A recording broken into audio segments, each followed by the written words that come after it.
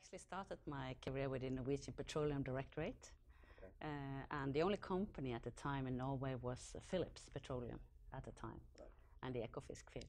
So I worked 4 years with the, which is an agency taking care of the safety in the North Sea, and we were developing, the rules and regulation and the framework for the safety of the sector. So I was then allowed to go offshore and visit the Ekofisk field, and of course that was not easy because the toilets and everything was not, made for both sexes. But so they had to evacuate almost the whole floor for me to use the bathroom. That's interesting. Now, did you have a particular, you said safety, was that just the first job you got, or did you have a particular engineering field that you had studied, or maybe a thesis that you had worked on, or what was it about the industry that you wanted to utilize your engineering skills for? Well, my master's is in flaring and gas and heat radiation on structures.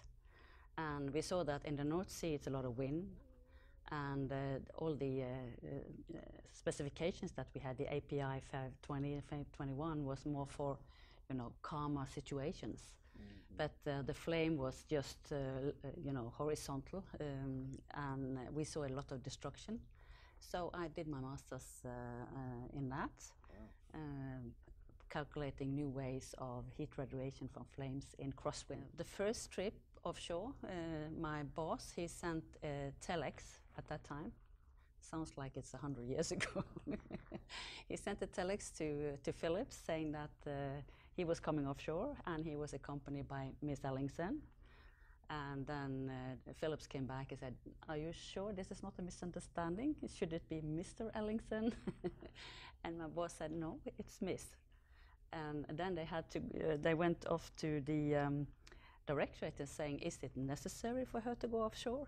We don't have any facilities, etc."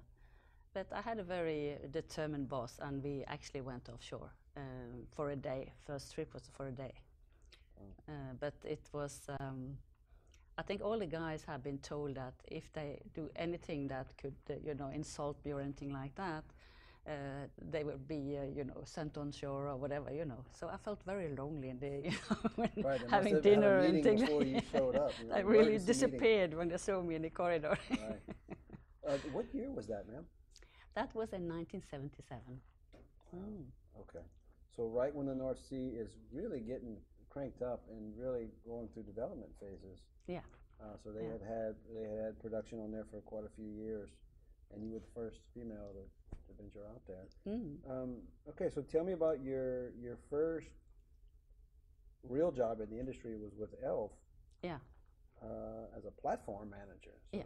So go from the first female out in the North Sea to actually managing a platform. So tell me, I'm not familiar with the Frigg field, so tell me about how you got hired by Elf and what were your job roles with that company in the early 80s? I actually also worked on the Frigg field for the authorities on the safety matters. And one day I got a telephone from Elf asking if I wanted to join the team. They had a platform both on the Norwegian and the UK side. I was actually crossing the borderline.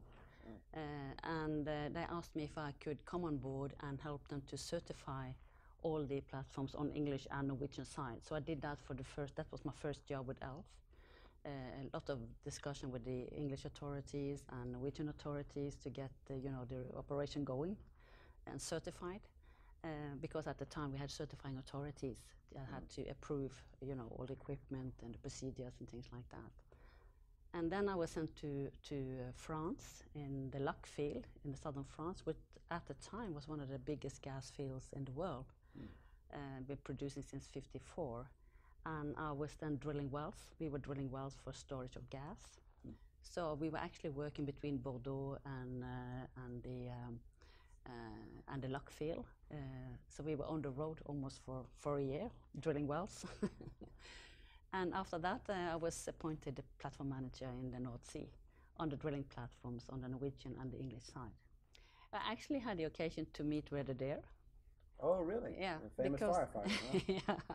We had a major blowout in '77 on the Ekofisk field, actually. Okay. And then Boots Hansen and Red Deer came to Norway, and they managed to stop it.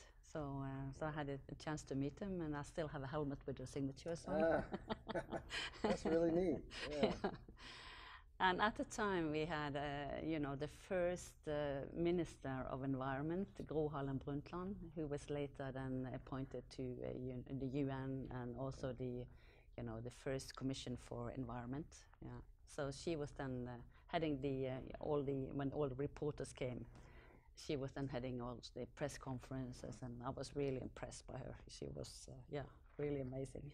Yes, ma'am. So your 86 is when your tenure with Elf ends, and you start to work for Statoil. Is that right? Yeah. In 86, in 85, I was pregnant, and you're not allowed to work offshore after 7 months. Okay. So I finished off offshore, and I went onshore, and then I worked for a period on the first subsea installation in the North Sea, North Sea Frigg. And then later I then moved back to Bergen, and I started to work for Statoil. I was deputy minister, yeah. Okay. And there was the 14th World Petroleum Congress. Yes. That must have been a big event for Norway and for you. How did you get involved in that, and tell me what your role was? I was Secretary General, and it was actually after I had been Deputy Minister. Okay. But Statoil was in charge of the event, and the top manager of Statoil was actually the chairman of the board of World Petroleum Congress. And I was assigned from Statoil to work with that event. And it was in Stavanger, and it was, we didn't have enough hotel rooms, and some of these delegation, when they came, were expecting quite a few,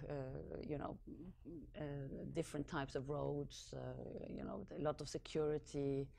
So it was quite a challenging job. More than petroleum, it was a lot of other issues, But for Norway, I'm sure that was a defining moment to have this major event and a focus on the North Sea and on Norway in that context was important. Absolutely. This is the Olympic of the oil and gas industry. Put them on the map, right? Yeah, absolutely.